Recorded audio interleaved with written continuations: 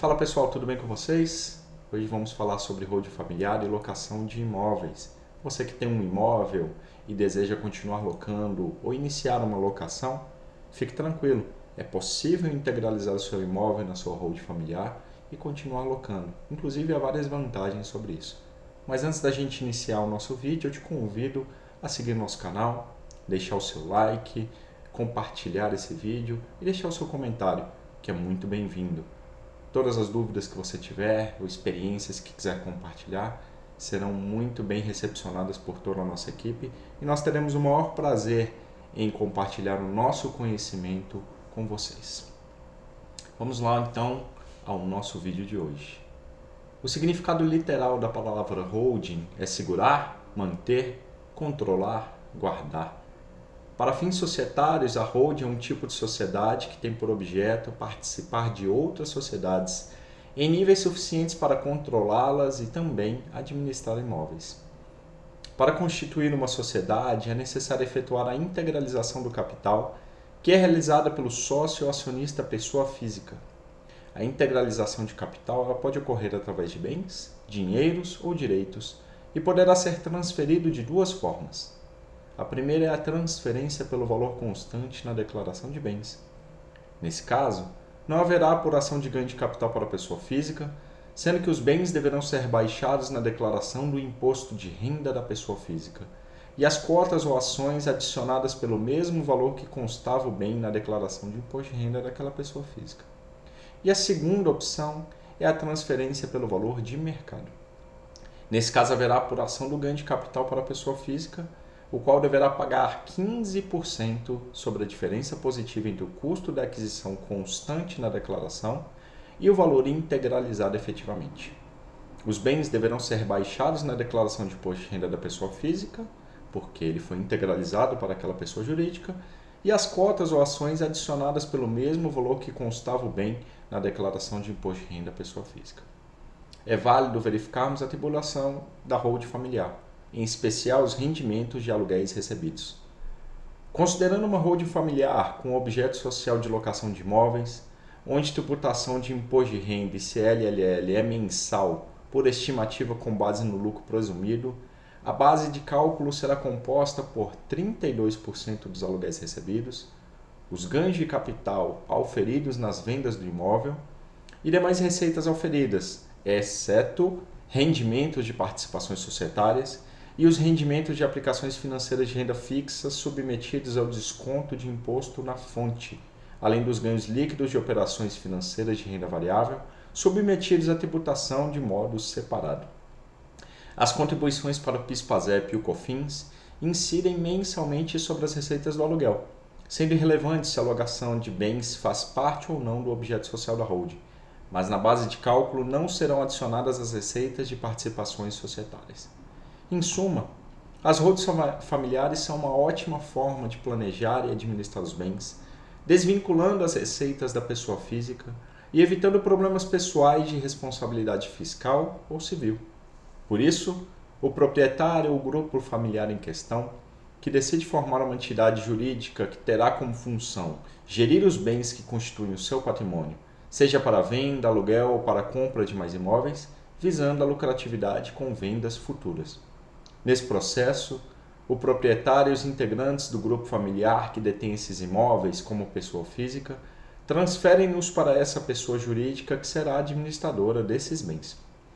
As pessoas físicas do grupo familiar passarão a ser os integrantes societários dessa holding familiar, que terá como base de sua atividade a administração de todos os bens imóveis para a obtenção de lucro por medidas como o aluguel desses imóveis.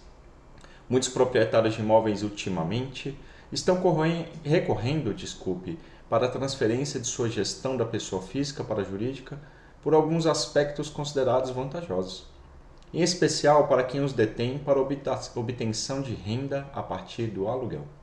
Mas vai além disso.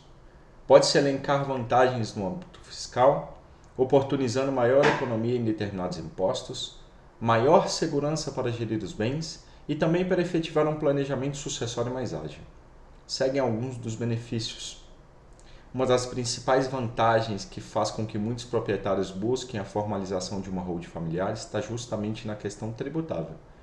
Isso porque, ao realizar a transferência desses imóveis, que agora estão integralizados a um montante do capital social da holding, são o que consta como valor monetário na declaração de imposto de renda da pessoa física do ano que está em vigor. Essa transferência permite uma vantagem, porque caso os bens fossem inventariados, eles teriam que ser avaliados pelo valor de mercado, que eu falei lá atrás, o que faria todo o processo ficar ainda mais caro para o proprietário. Outro aspecto que precisa ser destacado é a possibilidade de diminuição de cargas de tributos. Com a holding familiar, as receitas obtidas com o aluguel dos imóveis passam a ser tributadas de forma normal pelo fisco.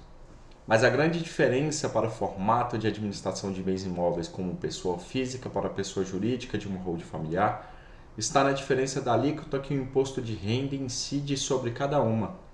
Na primeira, ela é progressiva e pode incidir em até 27,5% em relação ao valor bruto do aluguel, isso descontado daqueles custos tradicionais como imobiliária, entre outros.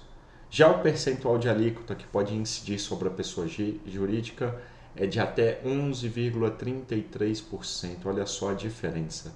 Uma redução significativa e válida para uma holding que tem uma receita mensal obtida com aluguel, por exemplo, de até R$ 62.500.